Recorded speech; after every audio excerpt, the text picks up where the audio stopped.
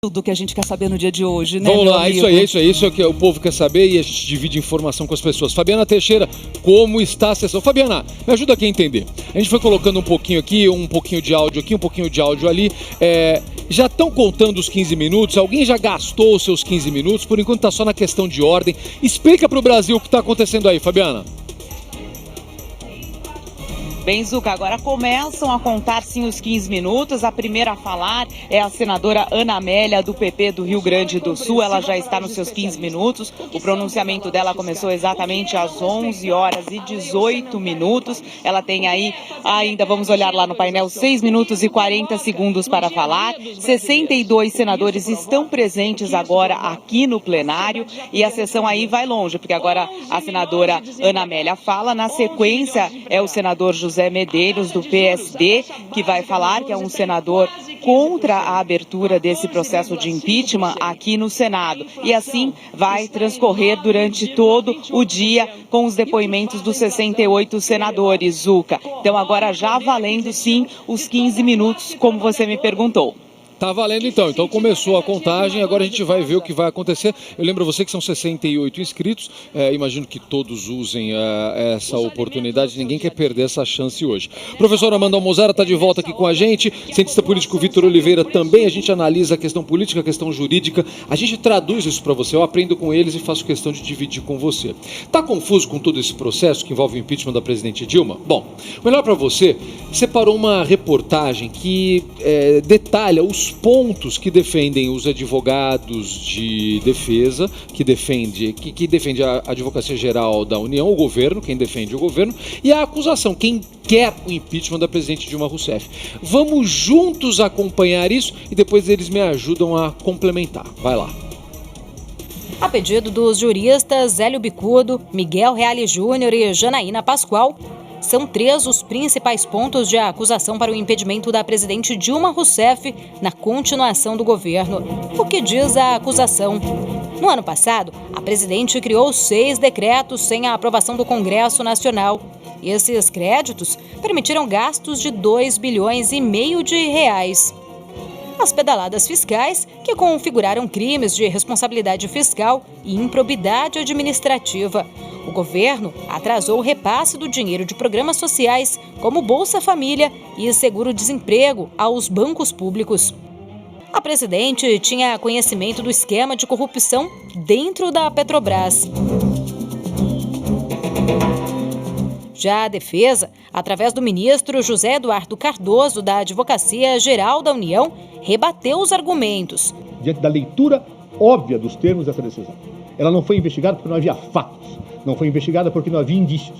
Os créditos suplementares estão dentro da previsão de gastos do superávit primário e não aumentaram os gastos públicos. Atrasos no pagamento não são empréstimos. Por isso, as pedaladas fiscais não são consideradas crimes de responsabilidade fiscal. A presidente não sabia sobre a corrupção dentro da estatal e é o primeiro governo que dá plena liberdade às entidades para investigação e punição de todos os envolvidos.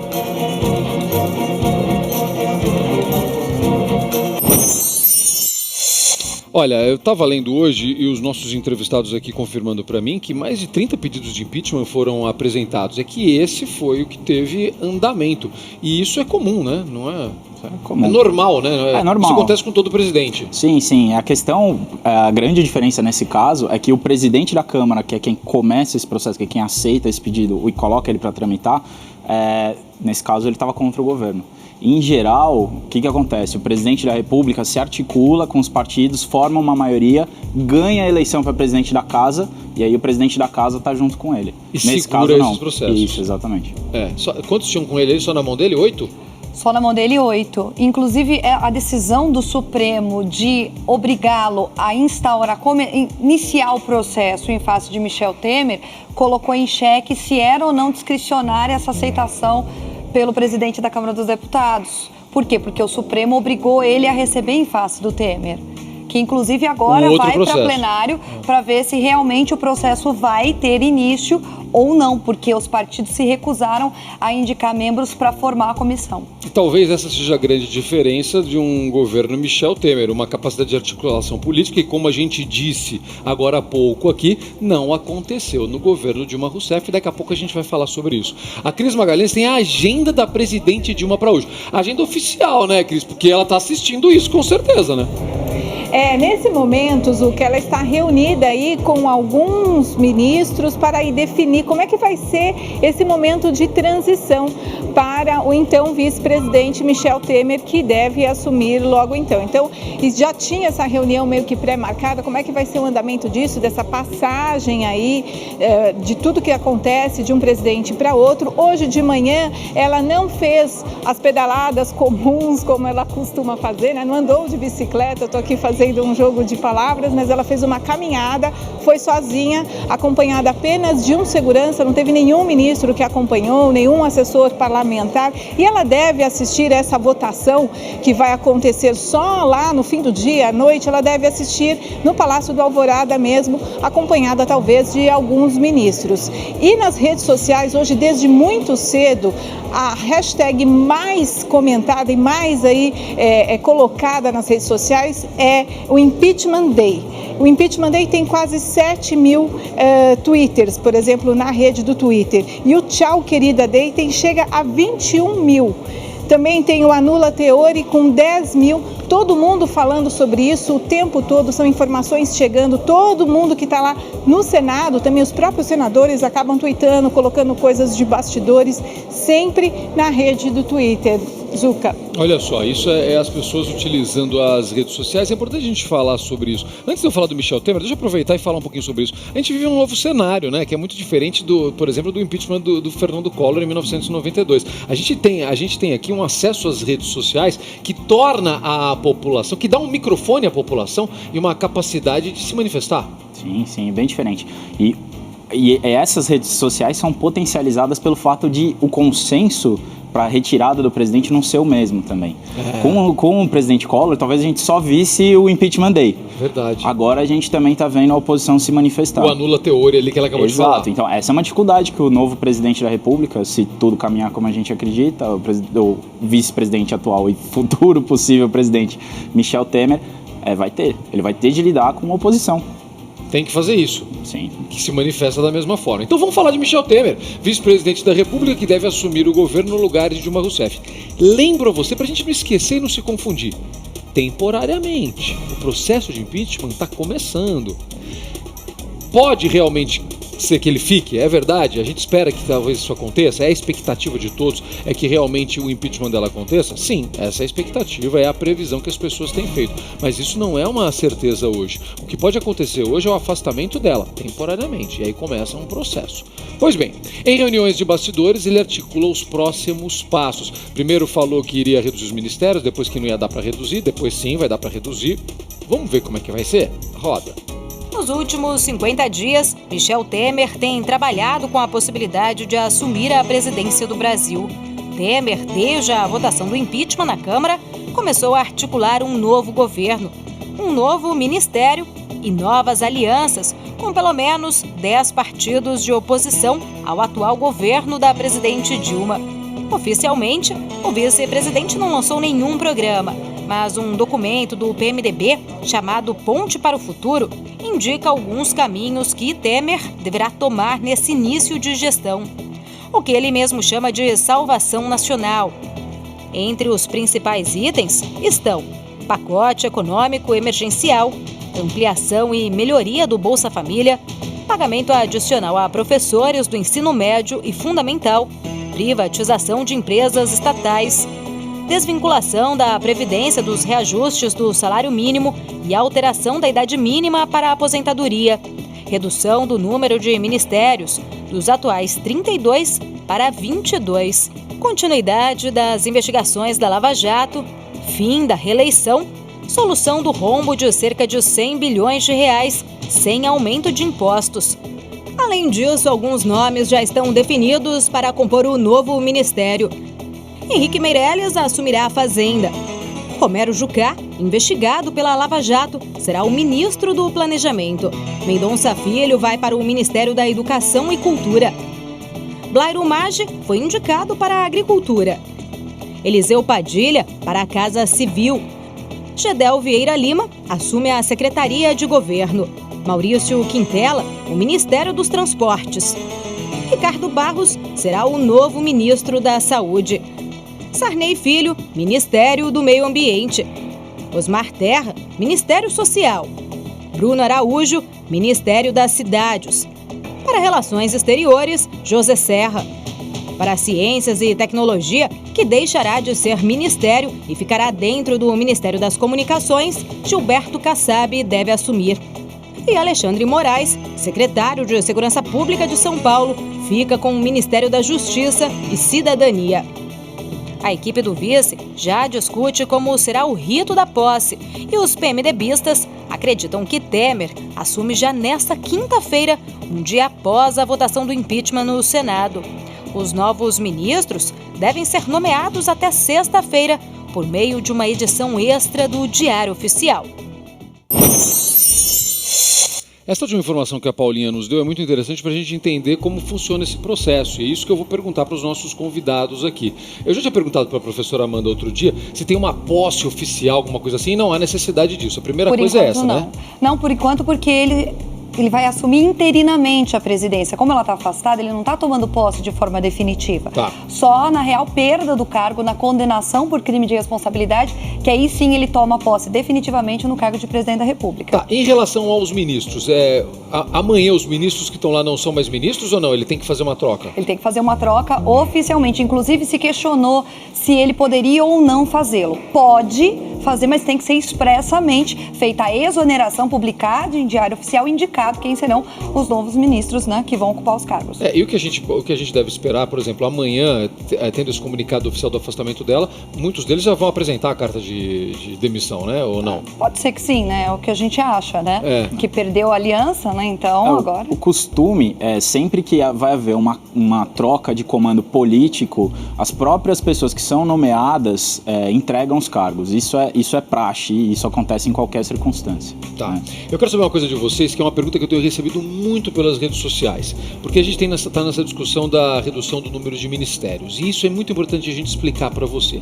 A gente quer uma máquina pública que gaste menos. A gente quer um governo que gaste menos, para a gente não precisar pagar tanto e não ver o resultado, que é isso que acontece no dia a dia brasileiro, certo? Você paga um monte de imposto e não tem nada de volta. Esse é o mundo real. Para você reduzir ministérios, para você olha, daqui a pouquinho a Fabiana Teixeira vai falar sobre o rito da posse, o momento Michel Temer no poder. Guarda aí, Fabi, guarda na manga aí, eu já quero falar com você sobre isso. Daqui a pouco a Fabiana me fala sobre isso. Só para terminar a história dos ministérios. Você reduzir número de ministérios, você reduzir número de funcionários para gastar menos. Mas não tem muita gente concursada ali. Como é que você faz isso? Porque é isso que as perguntas têm me perguntado. Tem um jeito, acho que muito simples de entender essa história. Imagina você em casa que você comprou uma pizza, você pediu uma pizza. E aí você divide ela em 8 fatias, que é o jeito normal que a gente divide. Se você cortar em menos pedaços, você vai ter menos pizza? Não, o tamanho da pizza vai continuar igual. O jeito que você divide a pizza não muda o tamanho dela. Então, qual que é a questão? Você diminuir o número de ministérios não significa que você está enxugando o seu gasto público. Não está economizando? Não necessariamente. Então, assim, esse debate do número de ministérios eu acho que é um dos piores debates que a gente tem em termos de qualidade, porque as pessoas estão sendo basicamente enganadas, porque elas acham que simplesmente reduzindo o número de ministérios o gasto público vai ser reduzido. Isso não necessariamente é verdade. Não é verdade? Não. Pode ser reduzido, mas isso, como você mesmo salientou, tem uma série de questões que envolvem isso, como, por exemplo, o número de cargos, e não só cargo de confiança, porque as pessoas têm a percepção que o problema é o cargo de confiança, mas o número de funcionários públicos que a gente tem no Brasil em cargos de confiança, a maior parte deles é concursado também. E aí você não simplesmente tira o funcionário? Porque na verdade existe uma questão técnica de diferenciação e que as pessoas não sabem. sabem, uma coisa é cargo em comissão, outra coisa é função de confiança. Quando é um cargo comissionado, qualquer pessoa pode ocupá-lo. Existe uma previsão constitucional que tem um número mínimo quando há vários cargos. Quando é um cargo de poder, um cargo único, qualquer pessoa pode ocupar. Se a designação é função de confiança, a regra é a mesma, é uma indicação, mas só quem tem um cargo efetivo que pode ocupar, ou seja, a pessoa prestou concurso e ela é indicada para somar uma atribuição. Isso é função de confiança. Cargo em comissão, não. Cargo em comissão, ele não tem nenhum posto, nunca prestou concurso e vai ocupar aquele posto. Ou seja, não é tão fácil economizar assim como a gente imagina, como a gente quer que aconteça. Fabiana Teixeira, conta pra gente como é que o Michel Temer começa a trabalhar amanhã, se efetivamente tudo isso se comprovar. Fabiana tá abaixando pra pegar a informação ali, tô te vendo, Fabiana. Pronto, conta pra gente. Bem, Zuca, a gente continua acompanhando aqui a sessão do plenário. Você falava aí da questão de como vai ser o rito amanhã se o processo de impeachment for admitido aqui no Senado. Bom, o que a gente tem informação é o seguinte: o primeiro secretário, Vicentinho Alves, do PR de Tocantins, é ele quem vai comunicar à presidente Dilma da decisão tomada aqui no Senado, apesar dela já saber, mas é preciso ser feita essa comunicação oficial. Feita esta comunicação oficial, o vice-presidente Michel Temer também é comunicado oficialmente e aí assume. Como vocês já explicaram aí no estúdio, não há uma cerimônia para que Michel Temer assuma a presidência feito durante esses 180 dias, já porque a presidente Dilma só está afastada do cargo para que dê continuidade ao processo de impeachment. Então, o que a gente sabe até agora é que o secretário aqui do Senado faz esse comunicado à presidente Dilma, na sequência ao vice-presidente Michel Temer, ele assume, os ministros precisam ser exonerados para que os novos ministros então assumam. Mas já muita articulação, o próprio possível ministro da Economia, Henrique Meirelles, já está até fazendo um possível pronunciamento de Michel Temer. Ele estaria escrevendo as primeiras medidas, esse possível pronunciamento de Michel Temer. Zuca. Perfeito, vamos lá. Só pra gente entender isso, vamos relembrar uma coisa aqui, porque a gente já ouviu o presidente do Senado, Renan Calheiros, lembrando o que aconteceu em 1992 com Fernando Collor. A gente vai fazer a mesma coisa com você, pra gente entender semelhanças e diferenças entre os processos. Foi há 24 anos. O Brasil passou pelo mesmo clima de mudança com a possibilidade de um impeachment. Vamos acompanhar? Roda aí.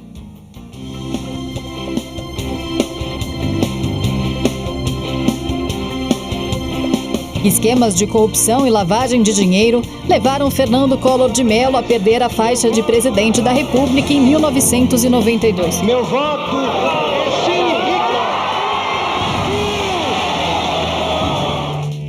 As denúncias foram feitas pelo irmão de Collor, Pedro Collor de Mello. Pedro indicou o tesoureiro da campanha à presidência de Collor, Paulo César Farias, como chefe do esquema e era também sócio de Fernando Collor.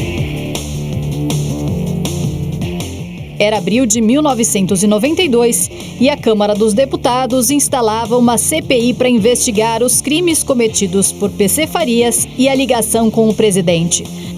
Não me deixem só. Eu preciso de vocês. Mais do que nunca é atual este apelo. Juntos, unidos, não permitiremos que os inimigos de nossa pátria alcancem seus torpes objetivos. A CPI entendeu que o esquema era suficiente para abrir um processo de impeachment.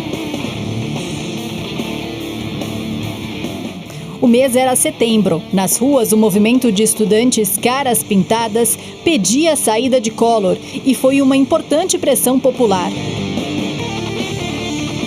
Em maio, 441 deputados aprovaram o impeachment. Destes, 18 dos 28 deputados do PRN, partido do presidente, votaram pelo sim. Fernando Collor era afastado da presidência. O processo seguia para o Senado. Em dezembro de 92, momentos antes do Senado votar pelo impeachment, Fernando Collor de Mello renunciava para escapar do processo. Mesmo assim, os senadores mantiveram o julgamento e Collor ficou inelegível por 8 anos e processado por corrupção. 2 anos e meio depois de assumir a presidência, Collor deixava o Palácio do Planalto, com a então primeira-dama, Rosane Malta, embaixo de vaias. O vice-presidente Itamar Franco assumiu a presidência até o fim do mandato. O Brasil era o primeiro país da América Latina a ter o impedimento de um presidente eleito por voto popular.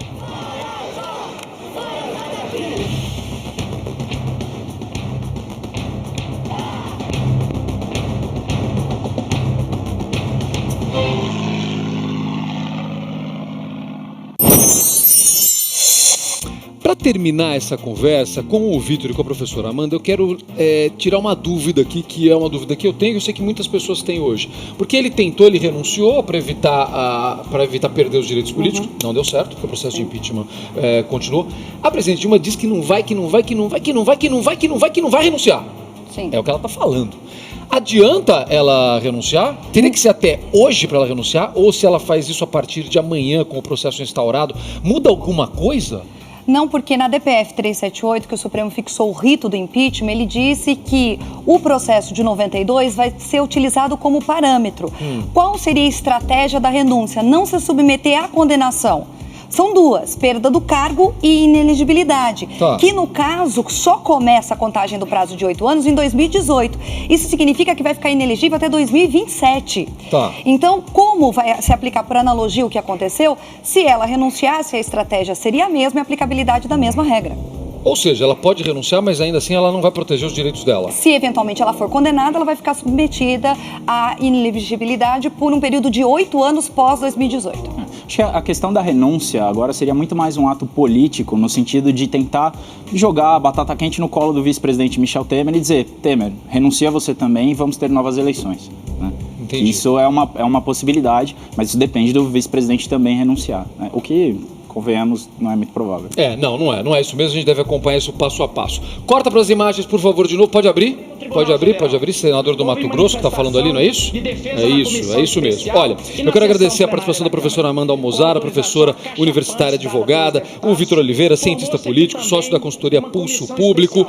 Você pode entrar em contato com eles pela internet, nos sites dos dois, no site do Pulso Público, e aí o site da professora Amanda Almozara, tá ali o da professora, já está na tela para você. Coloca do Pulso Público para mim também, por favor, da consultoria Pulso Público, pulsopublico.com.br. O Vitor e a Amanda se conheceram aqui no estúdio e formaram uma dupla impressionante de informação para você. Eu aprendo com esses dois aqui, sempre que eles vêm eu saio muito feliz porque eu aprendi algo e fazemos questão de dividir isso com você. Vitor, Amanda, obrigado mais uma vez. A gente que agradece. Muito obrigado, viu? Muito obrigado. Olha, essa cobertura continua em toda a programação da Rede TV. Pode abrir a câmera, pode abrir. A gente vai acompanhar isso passo a passo durante todo o dia de hoje, com todas as informações aqui na programação da Rede TV. E claro, a melhor cobertura você vai ter desse dia no Rede TV News, logo mais hoje à noite. Além das informações com o nosso querido Luciano Faccioli no Olha a Hora, toda a programação da Rede TV voltada para isso, todos os nossos repórteres posicionados acompanhando essa votação importante que muda os rumos do Brasil hoje no Senado Federal.